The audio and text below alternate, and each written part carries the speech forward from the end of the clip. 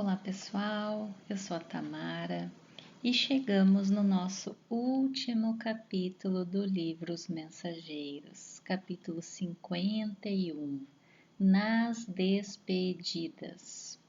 Então, no capítulo anterior foi o processo de desencarne do Fernando, o auxílio do Aniceto, com aplicações magnéticas para fazer o desenlace do corpo físico e o corpo espiritual. E agora eles continuam naquela mesma noite. E André Luiz começa dizendo: depois de outras atividades espirituais numerosas, findou a semana de serviço a que Aniceto nos admitira em sua companhia. Então, esse capítulo 51, os 51 capítulos foram o resultado de uma semana de acompanhamento, com o Aniceto, foram ao posto de socorro, foram para a casa da Isabel, Dona Isabel, e aí teve vários aprendizados, vários contatos com ex-médiums, ex-doutrinadores, isso tudo em uma semana.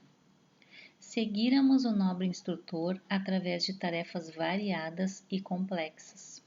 Sediados no templo acolhedor de Isabel, atendêramos a considerável número de doentes, bem como a irmãos outros perturbados, abatidos, transviados e moribundos.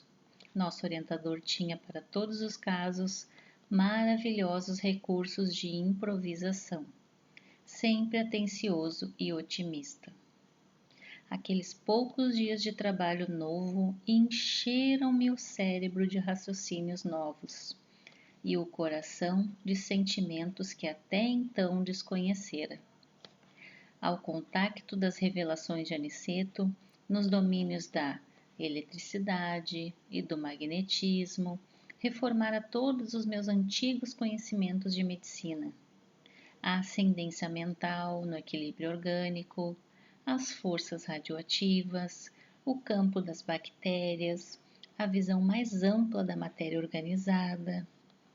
Compeleu-me a nova conceituação científica na arte de curar os corpos enfermos. Alargara-se sobretudo em minha alma o entendimento acerca do médico divino que restabelece a saúde do espírito imortal. A claridade extensa que me felicitava agora o espírito fornecia mais largo conhecimento de Jesus.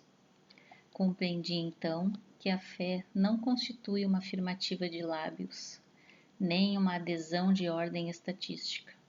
Procurá-la-ia em vão na esfera sectária, nas disputas vulgares, nos cultos exteriores alteráveis todos os dias.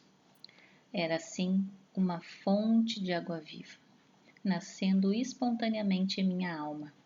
Traduzia-se em reverência profunda, aliada ao mais alto conceito de serviço e responsabilidade, diante das sublimes concessões do Eterno Pai.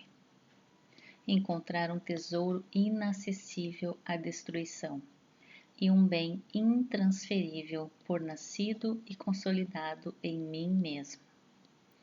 Lembrando que André Luiz, lá no livro Nosso Lar, ele conta que ele teve uma vivência dentro de uma religião católica, que ele conhecia os ensinamentos, mas era algo que não era assim de coração, não era só ir na igreja, participar e vai para casa. Era uma coisa meio rotineira, não era uma coisa sentida, como agora ele está dizendo. Quando o instrutor nos convidou a regressar, sentia-me positivamente outro. Guardava a impressão de haver encontrado as notícias diretas do Senhor Jesus, na descoberta do meu próprio mundo interior. Como poderia pagar ao prestimoso Aniceto semelhante capitalização de bens imortais? Havia terminado o serviço de orações na última reunião semanal da residência de Isidoro e Isabel. Os trabalhos sempre ativos haviam representado esfera de observações e experiências sempre novas. Grande número de amigos de Aniceto acercaram-se do instrutor, ansiosos por partilharem a luz da conversação de despedidas. O devotado orientador oferecia a todos a sua palavra de bom ânimo, otimismo, alegria e confiança no Senhor, como um príncipe de legenda, cuja boca fosse fonte inesgotável de ouro espiritual. Vicente e eu tínhamos os olhos úmidos, desejosos de externar-lhe verbalmente nosso reconhecimento pelas bênçãos recolhidas. Mas, ao nos aproximarmos, o abnegado orientador sorriu e antecipou: agradeçam a Jesus pelo muito que nos tem dado. E tomando a Bíblia como interessado em fixar o assunto geral no amor às coisas santificadas, leu em voz alta, no capítulo 2 dos Provérbios de Salomão: Filho meu, se aceitares as minhas palavras e guardares contigo os meus mandamentos, para fazeres atento à sabedoria o teu ouvido e para inclinares o teu coração ao entendimento, e se clamares por entendimento e por inteligência alçares a tua voz, se como a prata a buscares, como o tesouro, como a tesouros ocultos a procurares.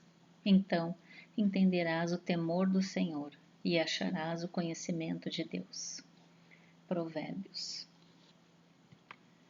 Deixou em seguida o livro sagrado sobre a mesa e sentenciou: lembremo-nos do Senhor em nossas despedidas. Ratifiquemos, irmãos, nossos compromissos de trabalho e testemunho. Em tão pequeno trecho dos Provérbios encontramos muitos verbos que interessam os espíritos cristãos.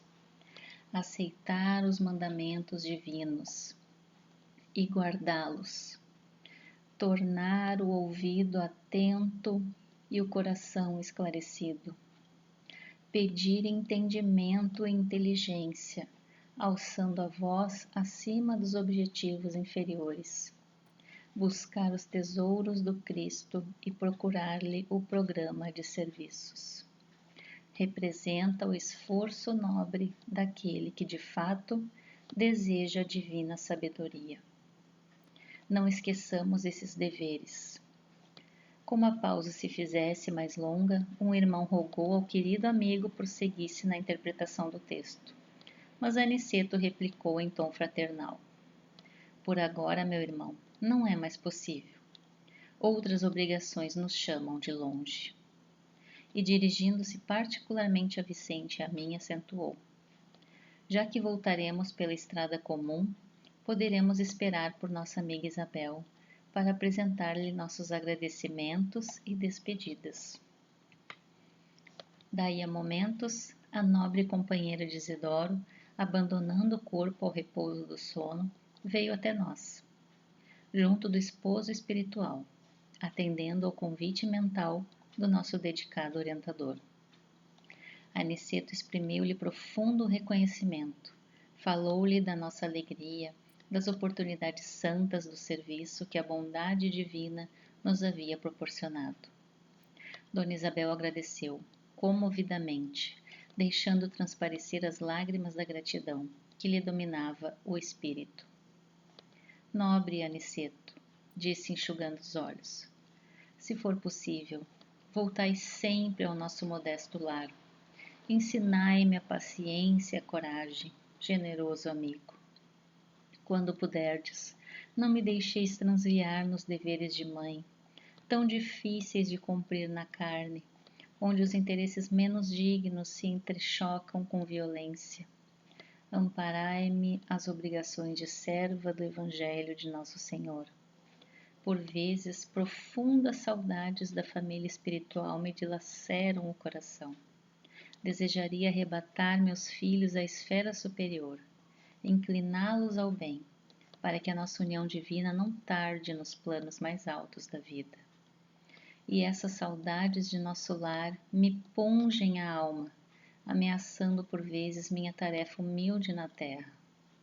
Nobre Aniceto, não vos esqueçais desta amiga pobre e imperfeita. Sei que Isidoro me segue passo a passo, mas ele e eu precisamos de amigos fortes na fé, como vós, que nos reavivem o bom ânimo na jornada dos deveres cristãos. A irmã Isabel não pôde continuar, porque o pranto lhe embargara a voz. Aniceto, de olhos brilhantes e serenos, enlaçou-a como pai e falou brandamente: Isabel, segue em teus testemunhos e não temas. Estaremos contigo, agora e sempre. Muitas criaturas admiráveis tiveram a tarefa, mas não esqueçamos, filha, que Jesus teve a tarefa e o sacrifício no mundo. Não nos faltará no caminho redentor o terno cuidado do guia vigilante. Tem bom ânimo e caminha. Em seguida, olhando-nos a todos de frente, o nobre amigo exclamou: agora, irmãos, auxiliem-me a orar. E conservando Isabel e Isidoro unidos ao seu coração, Aniceto fixou os olhos no alto e falou com sublime beleza: Senhor, ensina-nos a receber as bênçãos do serviço. Ainda não sabemos, amado Jesus, compreender a extensão do trabalho que nos confiaste. Permite, Senhor, possamos formar em nossa alma a convicção de que a obra do mundo te pertence, a fim de que a vaidade não se insinue em nossos corações com as aparências do bem. Dá-nos, Mestre, o espírito de consagração aos nossos deveres e desapego aos resultados que pertencem ao teu amor.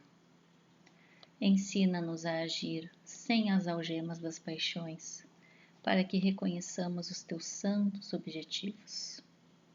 Senhor amorável, ajuda-nos a ser teus leais servidores.